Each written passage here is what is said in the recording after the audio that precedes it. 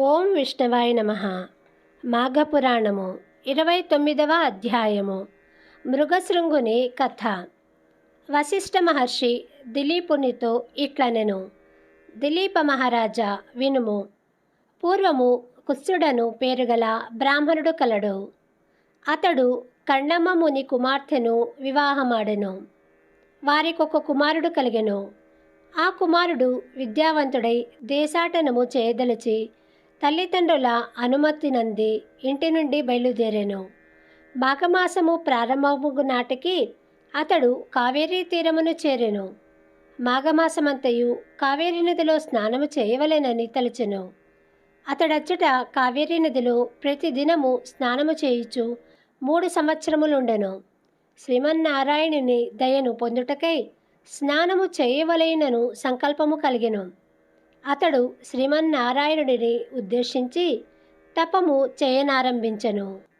కుస్సుని పుత్రుడగుటచే కౌస్తుడై తపమాచరించుచుండగా లేళ్ళు కొమ్ములతో రాపిడి పెట్టినను కదలకపోవుటచే వానికి మృగశృంగుడను పేరు వచ్చెను. వాని తపమునకు మెచ్చి శ్రీమన్నారాయణమూర్తి వానికి ప్రత్యక్షమయ్యెను. మృగశృంగుడు శ్రీహరిని చూచి ఆనందపరవశుడై పెక్కురీతులా స్తుతించెను.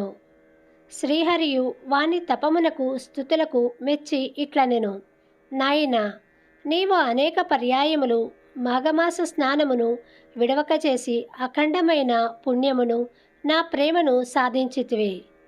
నీ ఈ తపముచే మరింతగాని పై ప్రేమ కలిగినది. వరమును కోరుకొమ్మనెను. మృగశృంగుడును, స్వామి, నీ దివ్య దర్శనమును కలిగించినందులకు కృతజ్ఞుడను.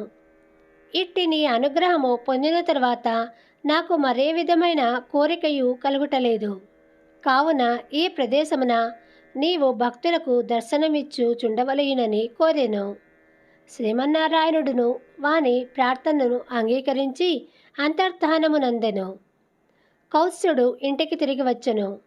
వాని తల్లిదండ్రులు వానికి వివాహము చేయదలిచిరి. కౌత్సుడును వారి అభిప్రాయమునకు అంగీకరించెను.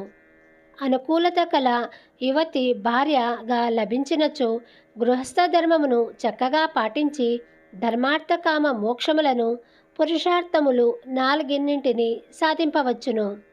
ఇందువలన కన్యను పరిశీలించి వివాహమాడవలయునని భార్యకుండవలసిన లక్షణములను వారికి వివరించెను. వారును అతని ఆలోచనను మెచ్చిరి. భోగాపురమున సదాచారుడను ఉత్తమ బ్రాహ్మణుడు నివసించుచుండెను. వానికి ఒక కుమార్తె కలదు. ఆమె పేరు సుశీల. ఆమె పేరుకు తగిన ఉత్తమురాలు, గుణవంతురాలు. కౌత్సుడు ఆమెను వివాహము చేసుకొనవలెనని తలచెను. సుశీల ఒకనాడు తన 2 స్నేహితురాళ్లతో కలిసి నదీ స్నానమునకు బయలుదేరినది. ఆ సమయమున మదించిన అడవి ఏనుగు వారిని తరిమెను. అప్పుడు సుశీల ఆమె మిత్రురాండ్రును పారిపోవచ్చు గట్టులేని నేల బారునీతిలో పడి మరణించిరి. కౌత్సుడు వారి మరణవార్తను విని దుఃఖించెను. చనిపోయిన 3 బ్రతికింపవలెనని నిశ్చయించుకొనెను. వారి తల్లిదండ్రులకు ఆ శరీరములను రక్షింపుడని చెప్పెను. సమీపమున ఉన్న నదిలో స్నానము చేసి ధ్యానమగ్నుడై ఉండెను. మదించిన ఆ ఏనుగు వానికెదురుగా నిలిచి వానిని కొంతసేపు చూచెను. తటాలున వాని ఎదుట తలవంచి వానిని తొండముతో తన మీదకు ఎక్కించుకొన్నది. కౌత్సుడును శ్రీమన్నారాయణుని స్మరించుచు దానిపై నీటిని చల్లెను. 2 చేతులతో దానిని స్పృశించెను. వెంటనే ఆ ఏనుగు తన రూపమును విడిచి దివ్య రూపమునందెను. శాప విమోచనమును కలిగించిన మృగశృంగునకు అనగా కౌత్సునకు కృతజ్ఞతలను తెలిపి నమస్కరించి తన లోకమునకు పోయెను. కౌత్సుడును చనిపోయిన వారిని బ్రతికింపవలయునని మరలా నదిలో మునిగి యమధర్మరాజును ఉద్దేశించి తపము చేయసాగెను. యముడును వానికి ప్రత్యక్షమయ్యెను. వరమునిత్తును కోరుకొమ్మనెను. మృగశృంగుడును యమునికి నమస్కరించి స్తుతించెను. దుర్మరణము చెందిన 3 కన్యలను బ్రతికింపమని కోరెను. యముడును వాని పరోపకార బుద్ధికి మెచ్చుకొనెను. అడిగిన వరమునిచ్చి అంతర్ధానము చెందెను. మృగశృంగుడు పట్టుదలతో చేసిన తపము చేతను యముని దయవలనను సుశీల ఆమె ఇద్దరు మిత్రురాండ్రు బ్రతికిరి. వారిని చూచి అందరూ ఆశ్చర్యపడిరి. సుశీల మున్నగు వారు నిద్ర నుండి లేచినట్లుగా లేచి కూర్చుండిరి. వారు యమలోకమున చూచిన విశేషములను ఇట్లు చెప్పిరి. జీవి చేసిన పాపమును అనుసరించి శిక్షింపబడను. భయంకరములైన పాపములను చేసిన వారు కఠినముగా శిక్షింపబడుదురు. పాపము చేసినవాడు ఎర్రగా కాలిన ఇనుప స్తంభమును కౌగలించుకొనవలయును. మరుగుచున్న నూనెలో పాపము చేసిన వానిని పడవేయుదురు. తల క్రిందులుగా వ్రేలాడదీసి క్రింద మంటలను పెట్టుదురు. ఎర్రగా కాల్చి వానితో వాతలు పెట్టుదురు. భయంకరములైన సర్పాదులున్న చోట పడవేయుదురు అని వారు వివరించిరి. వారు చెప్పిన మాటలను మిగిలిన వారందరూ భయపడిరి.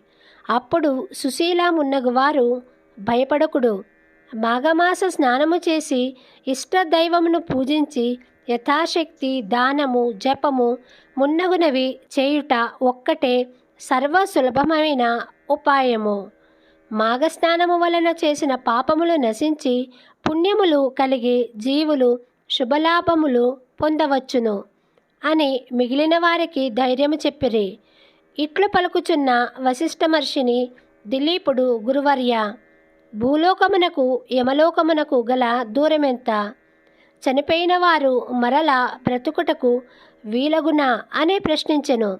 అప్పుడు వశిష్ఠ మహర్షి, నాయన, భక్తికి పుణ్యమునకు సాధ్యము కానిది లేదు. పుణ్యమును కలిగించు మాఘస్నానమును సుశీల మున్నగు వారు అనేక మార్లు చేయుట వలన వారు సంపాదించిన పుణ్యము, కౌస్తుడు చేసిన తప ప్రభావము వారిని ఈ విధముగా కాపాడినని సమాధానము చెప్పి, నాయన, ఇట్టిదే మరొక విషయము కలదు, వినుము. పుష్కరుడను జ్ఞానవంతుడొకడు కలడు. అతడు సద్గుణములు భక్తి కలిగినవాడు. మాఘస్నానము మొదలగు పుణ్యప్రదములగు కార్యములను ఎన్నింటినో చేసినవాడు. యముడు ఒకనాడు తన భటులను చూచి పుష్కరుని తీసుకొని రండని పలుకగా యమభటులు పుష్కరుని తీసుకొని వచ్చిరి. యముడు తీసుకొని రమ్మన్నది ఇతనిని కాదు, పుష్కరుడను పేరుగల మరి ఒకనిని. భటులు పాపాత్ముడగు పుష్కరుని తీసుకొని వచ్చుటకు బదులు పొరపాటున పుణ్యాత్ముడగు పుష్కరుని తీసుకొని వచ్చిరి. యముడును తన భటులు చేసిన పొరపాటునకు భటులను మందలించెను. క్షమింపుడని పుష్కరుని ప్రార్థించెను. పుష్కరుని భూలోకమున దించి రెండని భటులకు ఆజ్ఞనిచ్చెను. పుష్కరుడును యమలోకమును చూచుటకు యముని అనుమతిని కోరెను. యముడు అందుకు అంగీకరించెను. భయంకరములగు శిక్షలను అనుభవించు వారిని చూచి అతడు భయపడెను. భయము పోవుటకై హరినామ భజనమును చేసెను. ఇట్టి భజన వినుటచే పాపాత్ముల పాపములు తగ్గి వారి శిక్షలను తగ్గసాగినవి. పుష్కరుడు నరకమును చూచుటచే మరింత జ్ఞానవంతుడయ్యెను. దిలీప, యమలోకమునకు పోయి వెనుకకు తిరిగి వచ్చిన వారింకను ఎందరో ఉన్నారని వశిష్ఠ మహర్షి దిలీపునకు వివరించెను. మృగశృంగుని వివాహములు. వశిష్ఠ మహర్షి దిలీపునితో మరలా ఇట్లనెను. మృగశృంగుని విద్యాభ్యాసము పూర్తి అయినది. అతడు ప్రాజ్ఞుడై దేశాటనము చేసెను. మాఘమాస స్నానములు తపము చేసి శ్రీహరి అనుగ్రహమును పొందెను. దుర్మరణము చెందిన సుశీల మున్నగు వారిని యముని అనుగ్రహము పొంది బ్రతికించెను. ప్రయోజకుడని నలుగురును మెచ్చిరి. ఇట్టి కుమారునికి వివాహము చేయవలెనని వాని తల్లిదండ్రులు తలచిరి. మృగశృంగుడు తాను సుశీలనే వివాహమాడుదునని తల్లిదండ్రులతో చెప్పెను. వారును సంతోషముతో అంగీకరించిరి. శుభముహూర్తమున సుశీల మృగశృంగువులకు వివాహము మహావైభవముగా జరుప నిశ్చయింపబడినది. సుశీల స్నేహితురాళ్ళిద్దరూ మృగశృంగుని చేరి తమ ఇద్దరిని కూడా ఆ ముహూర్తముననే వివాహము చేసుకొనవలసినదిగా కోరిరి. మృగశృంగుడు అంగీకరింపలేదు. వారు పురుషుడు ఎక్కువ మంది యువతులను పెండ్లాడుట శాస్త్ర విరుద్ధము, ధర్మ విరుద్ధము కాదు. దశరథునకు భార్యలు 3 లేరా? శ్రీకృష్ణునకు 8 మంది పట్ట పురాణులు లేరా? ఆది దేవుడైన పరమేశ్వరునకు గౌరీ గంగ 2 లేరా? వారికి లేని అభ్యంతరము మునీకెందులకు అని వాదించిరి. ప్రాణదానము చేసిన వానికి భార్యలమై కృతజ్ఞతను చూపు అవకాశమును ఇమ్మని నిర్బంధపరిచిరి. పెద్దలను వారి అభిప్రాయమునే బలపరిచిరి.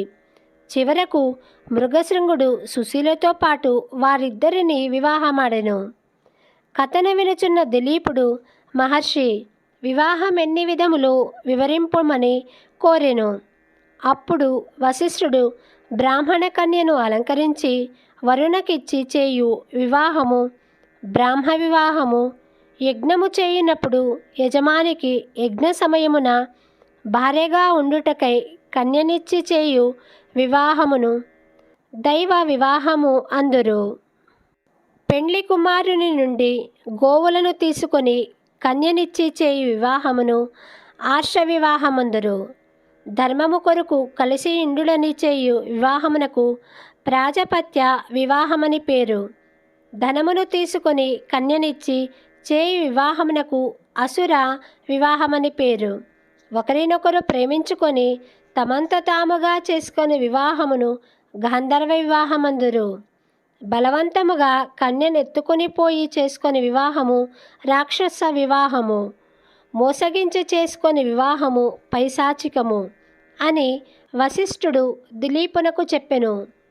గృహస్థ ధర్మములను పతివ్రత లక్షణములను దిలీపుడు కోరగా వానిని కూడా వివరించెను.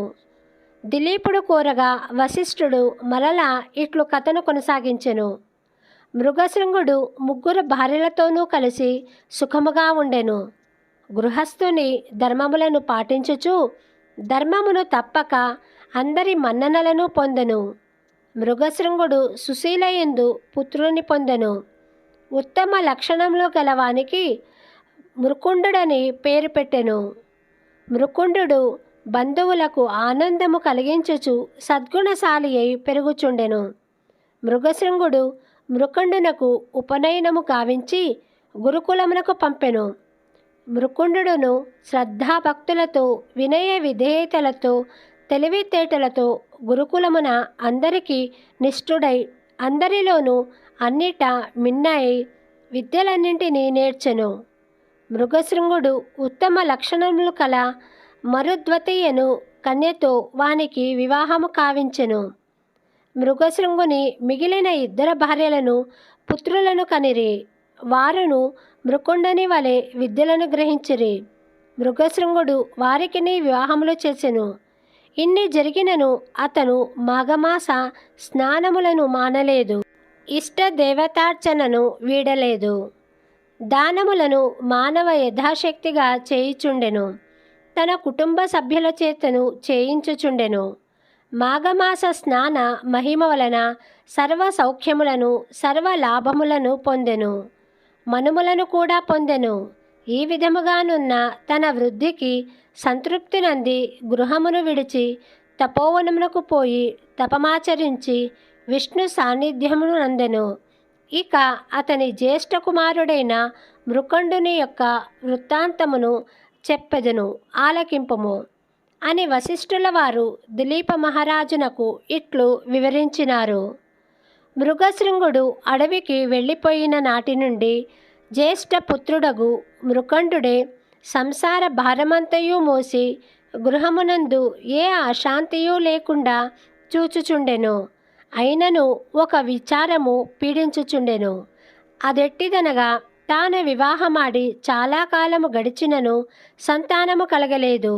అందుచేత అతడు లోలోన కుమిలిపోవుచుండెను. అతడొకనాడు ఈ విధముగా తలపోసెను. కాశీ మహాపుణ్యక్షేత్రము సాంబశివునకు ప్రత్యక్ష నిలయము. అటువంటి వారణాసిని చూచినంత మాత్రమున సకల పాపములు హరించుటయేగాక మనస్సునందలి కోరికలు నెరవేరును. అనేక మంది కాశీ విశ్వనాథుని దర్శనము చేసుకొని వారి అభీష్టములను పొందగలిగిరి. కాన నేను నా కుటుంబ సమేతముగా కాశీ వెళ్ళుదును అని మనస్సులో నిశ్చయించుకొని ప్రయాణ సన్నద్ధుడై బయలుదేరెను. మార్గమధ్యమున అనేక క్రూర మృగముల బారి నుండి, క్రిమి కీటకాల ప్రమాదముల నుండి అతి కష్టము మీద తప్పించుకొని కుటుంబ సహితముగా కాశీక్షేత్రము చేరినాడు. కాశీపట్టణము ఆనుకొని పవిత్ర గంగానది తన విశాల బాహువులను చూచి ప్రశాంతముగా ప్రవహించుచున్నది. మృకండు పరివార సహితముగా ప్రసిద్ధి చెందిన మణికర్ణికా ఘట్టమున కాలకృత్య స్నానాదిక విధులు నెరవేర్చుకొని విశ్వనాథుని మందిరమునకు వెళ్ళెను. ఆలయములోనికి రాగానే మృకండునకు ఎక్కడలేని ఆనందము కలిగెను. తన జన్మ తరించెననియు తాను కైలాసమందున్నట్లును తలచి విశ్వేశ్వరుని భక్తి శ్రద్ధలతో ప్రార్థించెను. ఈ విధముగా సకుటుంబముగా మృకండు కాశీ విశ్వేశ్వరుని ధ్యానించి ఒక లింగమును ప్రతిష్ఠించి దానికి మృకండేశ్వర మహాలింగమని నామకరణము చేసి దానికెదురుగా తన భార్య పేర మరొక లింగమును ప్రతిష్ఠించెను. ఆ విధముగా 1 సంవత్సరము వరకును విశ్వేశ్వరుని సన్నిధానమందు గడపరించెను.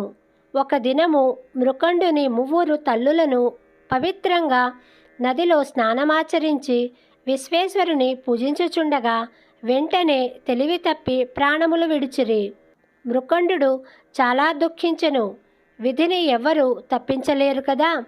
అయినను వారు ముగ్గురును ఈశ్వరుని ధ్యానించుచూనే ప్రాణములు విడిచిరి. చనిపోయిన 3 తల్లులకు మృకండు యథావిధిగా దహన సంస్కారములు గావించి మాతృరుణమును తీర్చుకున్నాడు. మృకండు ఎంత కాలమునకును సంతానము కలుగనందుకననే కాశీక్షేత్రము వచ్చినాడు కదా. సంతానము కొరకు భార్యా సమేతుడై విశ్వనాథుని గూర్చి తపస్సు చేసినాడు. అతని తపస్సునకు మెచ్చి పార్వతీ పరమేశ్వరులు ప్రత్యక్షమైరి. మృకండునకు అతని భార్య మరుద్వతికి అమితానందము కలిగి పరమేశ్వరుని అనేక విధముల స్తుతించగా, పరమేశ్వరుడు, మహాముని, మీ భక్తికి ఎంతయో సంతసించినారము. మీరు చేయు తపస్సు మమ్మెంతో ఆకర్షించినది. మీ నిష్కలంక భక్తికి మెచ్చి మీ కోర్కెలకు తీర్చగా వచ్చినారము. కాన మీ అభీష్టము ఎరంగింపుడు అని పలికెను. అంత మృకండు నమస్కరించి, తండ్రి మహాదేవ, తల్లి అన్నపూర్ణ, ఇవే మా నమస్కృతులు. లోకరక్షక, మీ దయవలన నాకు సులక్షణవతి, సౌందర్యవతి, సుకుమారవతి యగు పత్ని లభించినందువలన నేను మిమ్ము ధ్యానించుచు ఆమెతో సుఖ సంసారము అనుభవించుచున్నాను. కానీ ఎంతకాలమైనను మాకు సంతానము కలుగొనందున కృంగి కృషించుచున్నాము. సంతానము లేని వారికి ఉత్తమ గతులు లేవు కదా. కావున మాకు పుత్ర సంతానము ప్రసాదింప వేడుకొనుచున్నాము అని పార్వతీ పరమేశ్వరులను ప్రార్థించినాడు. మృకండుని దీనాలాపము ఆలకించిన త్రినేత్రుడు, మునిసత్తమా, నీ అభీష్టము నెరవేరగలదు. కానీ ఒక్క నియమమున్నది.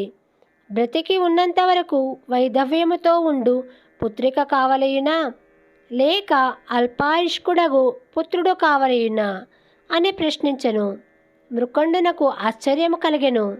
పరమశివుని మాటలకు ఆలోచనలో పడవలసి వచ్చెను. కొంత తడవాగి, హే శశిధర, నన్ను పరీక్షింపనించితివా? నాకు జ్ఞానోదయమైనది. మొదలు నేటి వరకును మీ ధ్యానమునే సలుపుచు సేవించుచున్న నాకు ఏమి చెప్పవలెనో తోచుకున్నది. అయినను కలకాలము వైధవ్యముతో కృంగి కృషించు పుత్రిక కన్నా అల్పాయుష్కుడగు పుత్రరత్నమునే ప్రసాదింపమని నుడివెను. అటులనే అగుగాక అని వరమిచ్చి త్రిశూలధారి పార్వతీ సమేతముగా అంతర్ధానమయ్యెను. పరమేశ్వరానుగ్రహము వలన మృకండుని భార్యయగు మరుద్వతి ఒక శుభముహూర్తమున పుత్రుని కనెను. మృకండునకు పుత్ర సంతానము కలిగినని అనేక మంది ఋషి సత్యముల బాలుని చూడవచ్చిరి. వ్యాస మహర్షి కూడా వచ్చి ఆ బిడ్డకు జాతకర్మ చేసి వెడలెను. ఓ దిలీప మహారాజా, పరమ పూజ్యుడును ఋషి సత్తముడును అగు మృకండు పరమేశ్వరుని మెప్పించి వారి దయకు పాత్రుడై పుణ్యమును బడిసిన ఈ పుత్రుడే పరమ భాగవోత్తముడగు మార్కండేయుడు. 29వ అధ్యాయము సంపూర్ణము. శుభం భవతు.